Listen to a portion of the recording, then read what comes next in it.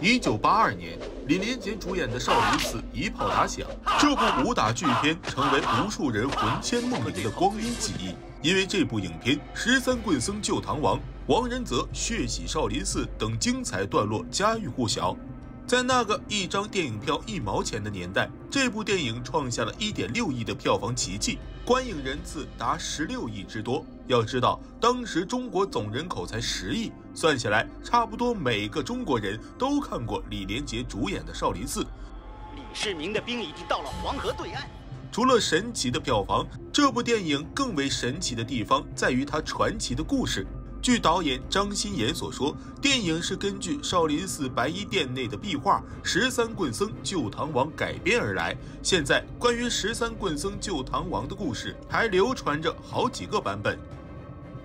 在1982年版《少林寺》中，李世民为了躲避王仁泽的追杀，偷渡黄河，逃到登封。当他逃到少林寺塔离时，恰好遇上了一群武僧，以谭宗为首的武僧们救下了李世民。然而，王仁泽认为少林寺通敌谋反，命令大军进攻少林寺，立即进军少林寺。最后，武僧们和王仁泽军队展开了一场大战。期间，武僧们持棍战斗，就像13棍僧救唐王壁画里的画面一样。虽然这是电影的演绎，有一定艺术加工的成分，但在真实的历史上，这个故事也同样传奇。隋开皇年间，隋文帝杨坚崇信佛法，大兴佛教，在寺院西北面的白骨屯赐给了少林寺100顷土地。他的儿子隋炀帝杨广就没有他父亲的谋略了，执政的时候横征暴敛，弄得天下大乱，民不聊生，最后被宇文化及的叛军所杀。吾皇万岁万岁万岁！平身。在这个时候，太原留守李渊在儿子李世民以及突厥的支持下，于618年称帝，国号大唐。李世民这个时候才正式成了秦王。自即日起，国名亦为大正，年号改为开明。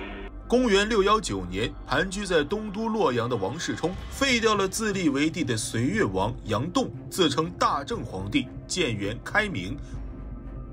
王世充把白骨屯改为元州，让侄子王仁泽驻守元州，同时把王仁泽封为唐王。施主，佛门清净之地，请勿擅闯。原本属于少林寺的100顷良田，就这么被王仁泽占了去。在这个隋灭唐兴、改朝换代的动荡关口，粮食是立足的根本。这100顷良田堪称少林寺僧众的保命田。话说，你王仁泽占了也就占了，总得给少林寺点补偿不是？但王仁泽不仅一文没给，还在少林寺为非作歹、作威作福，僧人们失去了粮食的来源，日子都快过不下去了。这种艰难的生活一直持续了3年。公元621年3月，唐军大举包围洛阳，王仁泽驻守的白骨屯地形险要，是扼守18盘的战略要地，易守难攻。李世民派遣将领王君阔前来攻打，但却久攻不下。少林寺当时的寺主智操和尚是一位有政治眼光的和尚，他审夺天下大事，预见到唐朝将一统天下，所以与众僧商议，与其煎熬挣扎，不如拿下元州城，投奔秦王。这一决定照理是不可能的。王仁泽统帅的是千军万马，驻守的是铁锁关城，少林寺僧们纵有3头6臂，又怎能孤军闯营，来去自如呢？答案很简单，因为他们有内应，因为王仁泽得罪的人实在是太多了。当时想收拾王仁泽的不仅有少林僧众，还有王仁泽的手下元州司马赵孝载、元州所辖的罗川县令刘翁仲、李昌运等人。他们深恨王仁泽，暗地里给同样报仇心切的少林武僧们通风报信。密谋的结果是，唐武德4年4月27日夜，少林寺13武僧夜入元州城，生擒王仁泽，将王仁泽交给唐军。4月27日这一天的后半夜，众僧来到元州城外，去掉了平时的练功重身，身轻似燕地顺着城墙拐角，使出了平日练就的本领，没费多大周折就爬上了城头。幸好寺主智操以往出入元州次数最多，大街小巷的道路也十分熟悉，大伙跟着他左拐右拐，不一会儿就在城里找到了王仁泽的住处。众僧里应外合，功夫最好的谭松等人擒拿了王仁泽。等赵孝载打开城门，唐军与少林僧人一拥而入，夺取了元州城，归顺唐朝。这13位立功的僧人分别是上座善护法师、寺主智操法师、都维挪慧扬法师、大将军僧谭宗。同时立功的僧人还有普惠、明松、灵宪、普胜、智守、道广、智兴、僧满、僧风。命令安远持我书信上少林寺，以示嘉勉。故事到这里还没结束。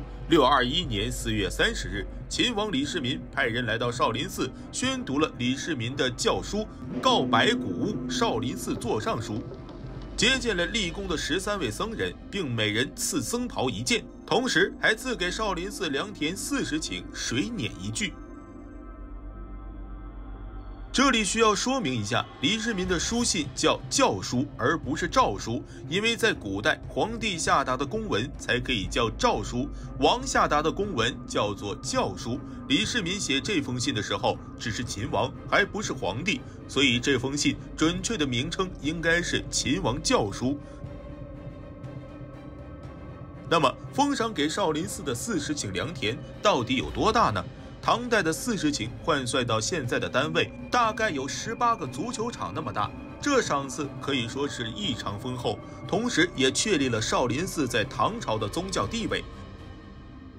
但当时的少林寺并没有亲手拿到这封教书，等到了开元16年，即728年，李隆基当皇帝的时候，这封教书才由一行禅师转交给少林寺。也就是说，大概107年后，少林寺才拿到这封信。少林寺拿到这封信后，立刻将内容刻在石碑上，这才有了我们现在看到的黄唐松岳少林寺碑。最上面写的是题额“太宗文皇帝御书”这7个大字，是李隆基亲笔书写。这座石碑至今还矗立在少林寺钟楼前，这是少林寺最著名的碑刻之一。回过头来，我们再来看看13棍僧救唐王这幅壁画。据考证，这幅壁画大约绘制于大清道光8年至光绪20年间，也就是1828年至1894年间。该壁画以彩绘线描的手法为表现形式，画面中以3只人马为主题，将整幅壁画分为3大部分。第一部分为画面左侧的一座古城，城门上方题额“古洛城”，即现在的洛阳。画面中，城楼上和城墙下均有一队人马，这队人马应该是洛阳郑王王世充的军队。第二部分为整幅壁画的焦点位置，对13棍僧的刻画尤为细腻。尽管经过风雨的侵蚀，墙皮剥落，部分画面受损，但是13棍僧和唐王的形象依然可见。画面中的棍僧或持长枪、长棍，或持长剑、金刚圈，簇拥在身穿青色斗篷、披头散发、骑白马狂奔的唐王身边。唐王一边向画面右侧奔去，一边还在回头望身后的追兵，而13棍僧们则全部面向画面左侧，且战且退地保护李世民。画面的气氛显得尤为紧张。第三部分为壁画右上方山岗后隐藏着一股人马，这支人马中的人物皆隐藏于山岗后方，应该是从一条小路赶来，以支援13棍僧和唐王的援兵。画面的整体布局拿捏得十分到位，既突出13棍僧救唐王这一主题，又避免出现喧宾夺主的情况。该壁画中最令人赞叹的就是对整体气氛的营造，将3支互相冲击的人马立体式的展现出来，完美的营造出一种战时的紧迫感，显得生动而真实，简洁而有力。上面讲了13棍僧救唐王的故事，因为涉及少林武僧和一代明君李世民，大家都比较感兴趣。虽然故事是1400多年前发生的，但是现在也有很多的人热衷于谈论此事。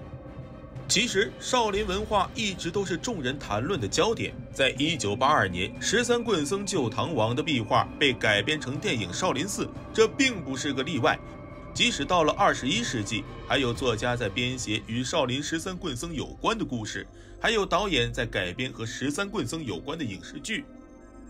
现在的少林武僧们依然传承着13棍僧的尚武精神，他们不仅在国内传播少林武术，还远赴海外为中国传统文化的发展贡献着自己的力量。而作为普通人，我们从13棍僧身上不难发现，每当国难当头需要他们出力的时候，他们就会放下执念，一心为国。这种为正义而战、为民族而战的精神永远熠熠生辉。好了，本期视频就到这里了，欢迎关注我们的频道，点亮小铃铛，才能第一时间收到我们的更新消息。